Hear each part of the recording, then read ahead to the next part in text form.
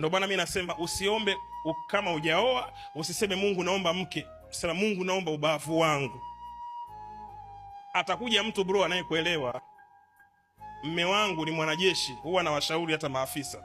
Lazima ujue unaoa mke wa aina gani kama we ni afisa katika taifa hili au hata nje ya taifa hili.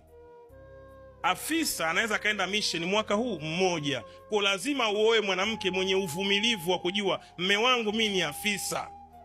Kwa na uwezo wa kumvumilia mwaka mzima yupo kwenye mission. Lazima nikwambia ukweli. Sababu kama unaoa mwanamke ambaye anakuambia mimi bora tuachane kwa sababu ya ngoma, lazima ufikirie mara mbili. Sio wote lakini baadhi. Sio akaniua ubavu, unaomba ubavu.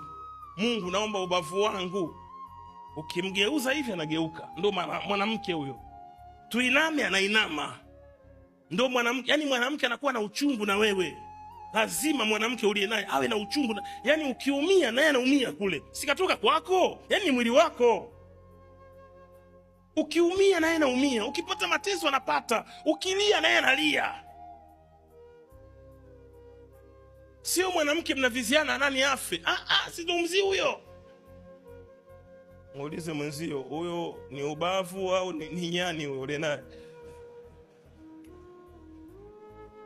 Na hapo ndipo mnapoferi. Ukiferi kuwa na ubavu wako, hata kufanikiwa kwako itakuwa ngumu. Sababu unapeleka hivi anaenda hivi. Twende hivi.